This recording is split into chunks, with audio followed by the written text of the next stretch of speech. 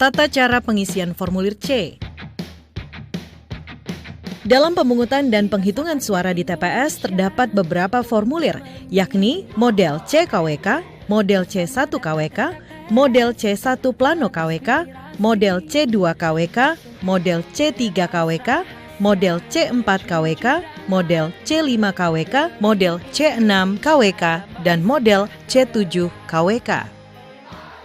Pengisian formulir model C-KWK dimulai dengan mengisi tahun, hari tanggal, bulan, dan nomor TPS, nama desa atau kelurahan, kecamatan, kabupaten kota, dan provinsi. KPPS mengisi formulir C1-KWK diawali dengan mengisi tahun dan mengisi nomor TPS, nama desa kelurahan, kecamatan, kabupaten kota, provinsi. Kemudian KPPS mengisi pada kolom A data pemilih yang terdaftar dalam DPT, DPPH, DPTB, serta jumlah pemilih laki-laki dan perempuan dalam kolom satuan, puluhan hingga ratusan. Lalu KPPS mengisi jumlah pemilih yang terdaftar. KPPS harus memastikan jumlah DPT, DPPH, dan DPTB yang dicatat telah sesuai dengan salinan DPT, DPPH, dan DPTB. Selanjutnya, KPPS mengisi pengguna hak pilih pada kolom B.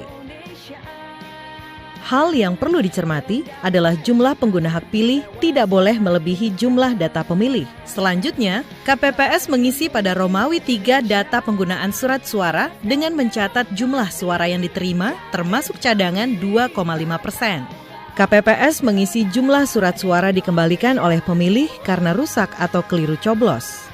KPPS mengisi jumlah surat suara yang tidak digunakan termasuk sisa surat suara cadangan dan jumlah surat suara yang digunakan.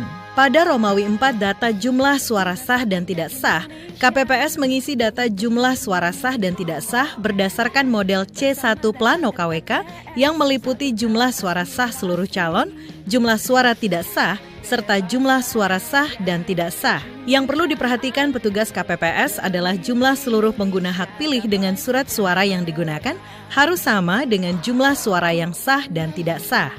Selanjutnya, KPPS mengisi data pemilih disabilitas jika ada pemilih disabilitas, yang meliputi jumlah pemilih disabilitas sesuai salinan DPT, DPPH, DPTB, dan jumlah pemilih disabilitas yang menggunakan hak pilih dengan melihat daftar hadir pada formulir model C7-KWK. Dalam pengisian data disabilitas tidak akan terpengaruh dengan data lainnya. Selanjutnya, KPPS mengisi formulir model C1-KWK dengan meniru model C1 Plano KWK dengan mengisi tiap-tiap perolehan suara pasangan calon, kemudian menulis suara sah dan jumlah suara tidak sah. Petugas KPPS mengisi formulir model C1 Plano KWK dengan memperhatikan kolom satuan, puluhan hingga ratusan, dan kolom isian huruf harus sesuai dengan jumlah suara masing-masing pasangan calon dan jumlah seluruh suara sah. Jika ada kesalahan penulisan angka yang salah, Ketua KPPS mencoret angka yang salah dan mengisi angka yang benar dan memarafnya di samping angka yang benar. Pengisian model C-KWK dan model C1-KWK yang telah selesai, KPPS memberikan tanda X pada setiap kolom yang kosong pada model C dan model C1-KWK.